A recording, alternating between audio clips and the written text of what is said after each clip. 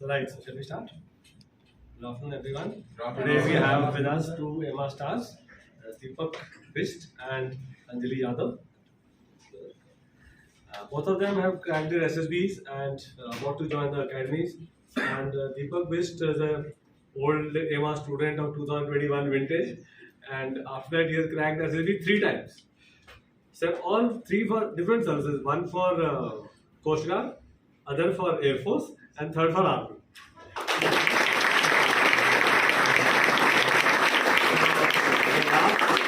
The last and the high point of his SSB was, as I also wanted him to join IMA, since I am also from IMA, direct entry.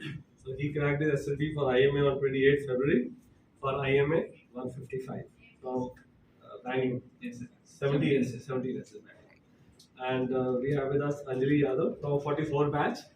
Last year she had done the course at AWAS, and she has been selected for Navy electrical branch, and she cracked her SSB on 10th February from 12 SSB.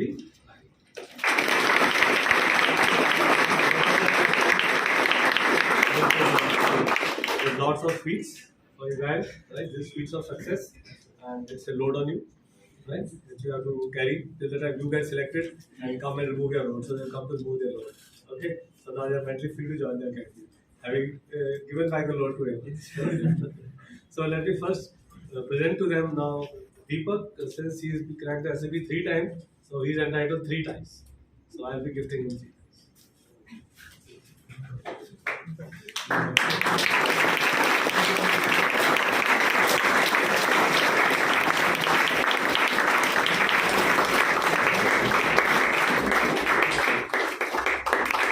Hello everyone. So यार मुझे भी ऐसे feel होता था वहाँ बैठ के कि जब कोई आपके बता रहा था ना कि ऐसा हुआ ऐसा हुआ। थोड़ा सा और बताऊँ तो this was my 12th attempt, 7 screen out, 2 conference out, 3 recommendation.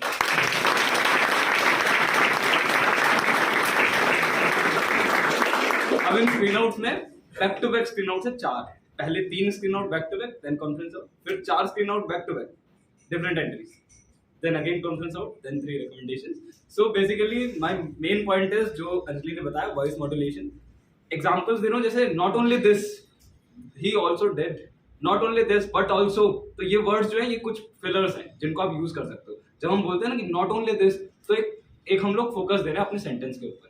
तो जैसे ही हम लोग ये focus दे रहे हैं तो हम ये बता रहे हैं कि भाई मेरा action ये वाला जो है ये ज़्यादा important है पुराने वाले action से। तो PPT में I did this। PPT में दूसरा जो सर का important नुस्खा था वो ये था कि जब PPT की नरेशन होने वाली है उससे पहले साइड में जाकर के बस स्टोरी को बोलते चले जाओ, बोलते चले। मोस्ट इंपॉर्टेंट पार्ट, क्योंकि वहां पर मेरे सारे स्क्रीन आउट्स में मेरी नरेशन में कोई प्रॉब्लम नहीं रहा, क्योंकि नरेशन हर बार ऐसे ही रहता है, ठीक है। एंड GD वाला जो पार्ट था वो एक ये था कि जहां पर जो बंदा सबसे ज्यादा बोल रहा है ना उसको अप्रिशिएट करो। Very nice point by chest number this. So adding to the point, जैसे ही आप ये बोलोगे ना अप्रिशिएट कर दोगे, तो ये अप्रिशिएशन टेक्निक बहुत अच्छी है। इसने मेरे को स्क्रीन आउट कई बार करा है, क्योंकि मैं जस्ट अप्रिशिएट कर देता था, उसके बाद वो बंदा मेरी सुनता था बस, उसके बाद वो मेरी स्टोरी ले रहा है और उसके बाद आगे बन रही है स्टोरी। तो इस तरीके से। और तीसरी चीज स्क्रीनिंग में सबसे इंपॉर्टेंट जो मैंने सीखी अपने इतने सारे स्क्रीन आउट में, that is the group goal. At the end individual assessment is not there, group goal is most important. ये हमें GTO में भी काम आएगा और ये यहाँ पर है, क्योंकि GTO में भी GD में हम लोग क्या करते हैं अपना एक इंडिविजुअल वो आने लगता है, तो वहां से आती है डेस्परेशन, और ये मेरे में बहुत ज्यादा है। अगर मैं बोलूं कि वाराणसी में मैं कॉन्फ्रेंस आउट हुआ दूसरी बार, वो यही रीजन था कि मैं डेस्परेट बहुत ज्यादा हो गया। मतलब मेरे लिए सिर्फ एक ड्रीम था कि हाँ ठीक है रिकमेंडेशन लेना है और वो एमा स्टार वाला जो ग्रुप है वो ज्वाइन करना है। तो वो नहीं करना, ठीक है। अनदर थिंग इज जो न्यूज़पेपर वाला जो काम है, न्यूज एनालिसिस, मोस्ट इंपॉर्टेंट। अगर न्यूज एनालिसिस नहीं है तो फिर GD में पॉइंट्स नहीं, क्योंकि जो टॉपिक्स आ रहे हैं ना उनको रिलेट करना, कैसे उनको हम इकोनॉमी से रिलेट कर सकते हैं, कैसे उनको हम जियोपॉलिटिक्स से रिलेट कर सकते हैं, कैसे हम उनमें एग्जांपल्स डाल सकते हैं, क्या चल रहा है क्या नहीं चल रहा है, ये GD बहुत अच्छा बना देता है। और दूसरा GD तो हम लोगों को ऐसे ही बोला जाता है कि अपनी सोसाइटी से एग्जांपल्स लाओ, रियल लाइफ से एग्जांपल लाओ, तो वो एग्जांपल्स बहुत इंपॉर्टेंट है, ठीक है। काफी सारे टॉपिक्स आते हैं, जैसे हायर एजुकेशन आता है, ठीक है, वुमेन एम्पावरमेंट के ऊपर आता है, तो ये घर अड़ोस पड़ोस में टॉपिक्स मिल जाते हैं। देन GTO में PGT में जो सर का रूल है वो याद रखना कि जिस डायरेक्शन में जा रहे हो पहला वाइड स्ट्रक्चर पट्टा रख दो। आज ही शुरू हो रहा है। अभी बताएं, अभी वो सारे रटना वटना जो है वो गोल्डन रूल सर बता देंगे, बट तो उनको फॉलो करते रहना। दूसरा स्ट्रक्चर्स, सारे स्ट्रक्चर्स लिए जैसा बोला बना लेना। मैंने अपने नोट्स में बनाया हुआ है और ये मैं हर इंटरव्यू से पहले हर He is a SSB से student पहले of online batch. हाँ ऑनलाइन में होमवर्क नहीं मिलता था। तो ऑनलाइन बैच में ये सिर्फ मिलता था। ऑनलाइन में भी हमें भरपूर होमवर्क मिला है। ऑनलाइन में हमें पीडीएफ बनाने को मिली है प्रॉपर। और वो पीडीएफ क्या होता था कि ऑनलाइन में एक होमवर्क नहीं आता ना, ऑनलाइन में क्या होता है कि हमारा ट्रैवलिंग का टाइम कट जाता है। तो सर सेट कह रहे आने जाना तो है नहीं, बस क्लास खत्म हो गई होमवर्क करना शुरू कर दो। तो ये था। तो इवन मैं एक कोचिंग इंस्टीट्यूट पढ़ाता भी हूँ, तो मेरे साथ कभी कभार ऐसा हुआ कि मेरी 8 बजे तक क्लासेस है, तो उसके बाद मैंने होमवर्क किया और टाइम डेडलाइन 9:30। तो मैं क्या करता था, 4 क्वेश्चन बच्चों को देता था, फिर मैं खुद का होमवर्क कर लेता था, फिर 4 क्वेश्चन डिस्कस करके फिर बाकी आगे चलता था। तो ऐसे ही था। But homework is most important यार। होमवर्क में, क्योंकि होमवर्क में सर फालतू की चीजें तो दे ही नहीं रहे ना, होमवर्क में तो वही मिल रहा है। सर देखे लेक्चरेट के टॉपिक्स प्रिपेयर करने हैं, लेक्चरेट डायरी बनाने के लिए 10-12 लेक्चरेट के टॉपिक्स आएंगे, उनके ऊपर लिखना है। तो ये सारी चीजें तो अपने लिए है, अपने स्टेट के बारे में, अपनी सिटी के बारे में, अपने एरिया के बारे में, कंट्री के बारे में, यही सब तो मिला हो होमवर्क। तो ये मोस्ट इंपॉर्टेंट है, क्योंकि यही चीजें ना इंटरव्यू में बोलने में काम आती है। और एयरफोर्स वाले इंटरव्यू में मेरे से जाते ही सबसे पहले यही क्वेश्चन पूछा था कि ओके, जैसे ही मैं अंदर घुसा वी से ना कि रेपो बिल्डिंग, कंफर्ट जोन, ये वो कुछ नहीं था। मैं अंदर घुसा, एसेट की कोचिंग कहाँ से ली? मैं जस्ट बैठे ही एसेट कोचिंग कहाँ से ली? मैं कहा सर एमास। कह रहा अच्छा, ग्रेट नोएडा 1। मैं कहा यस सर।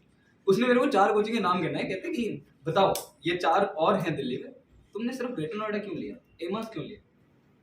तो उसका रीजन तुम लोगों के पास भी होगा ऑब्वियसली, है ना। ये नहीं कि किसी ने भेजा था, यहाँ आकर के आपको रीजन पता चल जाएगा कि वाई एमास, वाई नॉट अदर। तो वो रीजन बहुत इंपॉर्टेंट है। मेरा रीजन तो यही था कि मैं पहले बिलीव करता था फ्री एंट्रीज में। तो सर ने मुझे बोला था कि भाई रिटर्न एंट्री या फ्री एंट्री। तो मेरी जो जर्नी थी दैट स्टार्टेड फ्रॉम 2018, जब मेरा 12th क्लियर हुआ था। तो टेक्निकल एंट्रीज होती है, उसके बाद फिर हमारी AFCAT entries, then CDS, then coast guard. तो इस तरीके से ओवरऑल आई कैन से कि मेरे लिए बहुत सारे अप्स, बहुत सारे डाउन्स, अप्स कम है, डाउन्स बहुत ज्यादा थे। तो और दूसरा नेवर गिव अप प्लीज, क्योंकि स्क्रीन आउट आता है, कॉन्फ्रेंस आउट आता है, बट जो मेजर पार्ट है वो है इंट्रोस्पेक्शन। मैं हर बार सर को कॉल करके बताया कि सर एक बार ऐसा हुआ है, और मेरे को सही याद आ गया कि एक बार ना इलाहाबाद में मैं सीडीएस एंट्री के लिए था, एंड मेरा जो एस्टिमेटेड स्कोर था दैट वाज 158 आईएमए में। तो अब 158 के साथ मैं इस गोल के साथ था कि 158 में मेरिट आउट तो किसी हालत में नहीं होगा, बस रिकमेंड होके आना, बस उसके बाद तो जा ही रहूंगा अकेडमी में। मैं घुसा, सेम डेस्परेशन। तो मैं गया, मैंने स्क्रीनिंग वाली पिक्चर देखी और पिक्चर में दिखा कि मेरे को क्या दिखा, मेरे को दिखा एक हल, किसान वाला हल, ठीक है। एंड सर सेड की एक्चुअल में जब मैंने बाद में सर से डिस्कस किया, क्योंकि जीडी में मैंने देखा कि सब स्टोरी बना रहे हैं, इंसर्जेंसी, आर्मी एक्सरसाइज, ये वो, और मैं लेके आया फार्मिंग वाली वो एग्जीक्यूटिव स्टोरीज। तो मैंने सर से डिस्कस किया कि सर ऐसा हुआ क्या है मेरे साथ। तो सर सेड वो हल था ही नहीं, वो तो राइफल थी। तो यहाँ पर सबसे बड़ा पार्ट है परसेप्शन, कि मैंने बहुत गलत परसीव कर लिया। तो यहाँ से दिख जाता है कि मैं प्री कंसीव्ड आइडिया लेकर के आया हूँ, क्योंकि परसेप्शन बहुत इंपॉर्टेंट है। तो वो जो 30 सेकंड का टाइम है, सर जब पीपीटी करा रहे होंगे तो सर ने बोला नहीं पेन नहीं छूना, पेन नीचे रख दो, 30 सेकंड ऑब्जर्व करो अच्छे से, देखो मोस्ट इंपॉर्टेंट पार्ट। क्योंकि वो गलती मैंने की और वहां से मैं स्क्रीन आउट हुआ इलाहाबाद से। दैट वाज, वो मेरे लिए बहुत इम्पोर्टेंट था कि वो उस टाइम पर तो मुझे ऐसा लगा कि यार आई शुड चेंज और आई मस्ट चेंज। तो उसके बाद फिर मैंने एनसीईआरटी वगैरह पढ़ना स्टार्ट कर दिया कि भाई कुछ और अल्टरनेट करियर ऑप्शंस देखते हैं। बट ये मत करना प्लीज, नेवर गिव अप, और सब कुछ साथ साथ चलाते रहो, चीजें पढ़ते रहो, ठीक है। सर बुक्स पढ़ने के लिए कहेंगे वो तो पढ़नी है। Other than that introspection is most important. जो भी एसएसबी दे करके आ रहे हो, उसके बाद मैंने सारी एसएसबीज के बाद अपने टीएटीज लिखी हुई है कि टीएटी की थीम ये है। आई हैव सेंड आल्सो कि सर को भी भेजी हुई काफी सारी टीएटीज, उसमें मैंने थीम्स लिखी हैं। उसके बाद मैंने खुद सोचा कि इस थीम के ऊपर क्या स्टोरी बनाई है। देन सारी थीम्स मेरे पास सारी की सारी टीएटीज है, और वो वर्ड्स जिन पर मैं फंस रहा हूँ वो वर्ड्स मैंने दोबारा लिखे हुए हैं। तो हर इंट्रोस्पेक्शन के 5-6 पेज होने चाहिए हर एसएसबी के बाद, कि मेरे से इंटरव्यू में पूरा इंटरव्यू क्या पूछा, 3 पेज का इंटरव्यू बनता है हर बार, 2 पेज 3 पेज जाएगा ही जाएगा कि मेरे से पूछा क्या और मैंने आंसर क्या दिया और क्या बेटर आंसर हो सकता था। ऐसे ही जीटीओ के भी सारे टास्क के 2 पेज बनते हैं कि जीटीओ सबसे पहले GD1 में मैंने ये बोला, ये नहीं बोलना चाहिए था, मैंने एक बार इसको टोका, इसने मेरे को टोका, ये सारी चीजें मैंने लिखी हुई हैं। और उसके बाद फिर मैंने खुद एनालिसिस किया कि यार ये तो नहीं है। तो उसके बाद जो एमास की नोट्स है वो पढ़ो और उस इंट्रोस्पेक्शन वाले डायरी को रिलेट करते जाओ, वहां पर पता चलते जाता है कि भाई कहाँ गड़बड़ हो रही है। Anybody wants to ask any questions?